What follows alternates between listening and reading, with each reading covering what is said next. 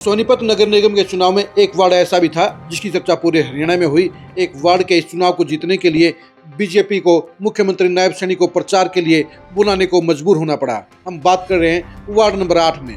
बेशक से सरकार के बलबूते पर, बेशक से मैनेजमेंट के बलबूते पर बीजेपी के कुणाल कौशिक चुनाव जीत गए हों, लेकिन इंडिपेंडेंट प्रत्याशी पुनीत त्यागी चुनाव हार कर भी जीत गए हैं। उन्होंने इस चुनाव में वैसी छाप छोड़ने का काम किया जैसा पड़ोसी गुन्नौर हल्के में विधायक देवेंद्र कादया ने अपनी पॉलिटिक्स से छोड़ने का काम किया था। नमस्कार, मैं हूं कुलदीप शरण। आज हम खरी खरी न्यूज में चर्चा करेंगे एक ऐसे वार्ड के चुनाव की जिसमें हारने वाले प्रत्याशी के साथ में आज भी जन भावनाएं हैं, जो हारने के बाद आज भी फील्ड में समाज सेवा के लिए जुटा हुआ है।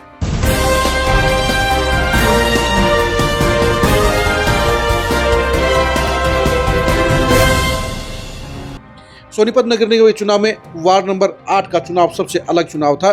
मेयर के चुनाव के बराबर अगर किसी वार्ड के चुनाव की चर्चा थी तो वो वार्ड नंबर 8 था, जहां से एक तरफ पुनीत त्यागी इंडिपेंडेंट प्रत्याशी के तौर पर चुनाव लड़ रहे थे, तो उनके सामने बीजेपी के प्रदेश अध्यक्ष मोहनलाल बडोली के रिश्तेदार कुणाल कौशिक चुनाव लड़ रहे थे।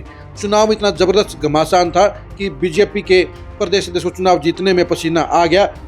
उन्हें मुख्यमंत्री नायब सैनी की चुनावी सभा गाँव में करानी पड़ गई। बेशक से 4 गांव का चुनाव था, लेकिन इस 4 गांव के चुनाव ने एक बड़ा इम्पैक्ट डालने का काम किया। नगर निगम के एक वार्ड के चुनाव में मुख्यमंत्री का आना कोई आम बात नहीं थी। इस चुनाव के कारण ही बाकी के वार्डों में मुख्यमंत्री नायब सैनी की चुनावी सभाएं कराई गई। मोहनलाल बडोली को अपने रिश्तेदार कुणाल कौशिक को चुनाव जितवाने के लिए एडी चोटी का जोर लगाना पड़ा। जहां पूरा प्रशासनिक तंत्र कुणाल कौशिक के पक्ष में खड़ा हुआ था, वहीं पर बीजेपी ने भी पूरी ताकत इस चुनाव के लिए लगाई हुई थी। पुनीत त्यागी ने इस चुनाव के लिए जमीनी स्तर पर काम किया। उनके करीबी रिश्तेदारों और साथियों ने मिलकर चुनाव को लड़ा। पुनीत त्यागी की छवि इतनी बढ़िया थी कि उन्हें पूरा भरपूर जन समर्थन मिला।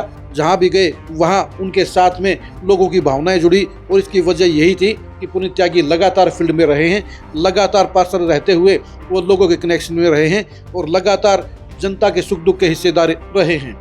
बेशक से चुनाव वो हार गए हैं, लेकिन ये हकीकत है कि चुनाव परिणाम आने तक सभी को पुनीत त्यागी ही विजेता लग रहे थे, क्योंकि पुनीत त्यागी का चुनाव मैनेजमेंट जबरदस्त था, उनके साथ में लोगों का जबरदस्त जनसमर्थन था और उनके चुनाव जीतने की संभावनाएं साफ तौर पर नजर आ रही थी।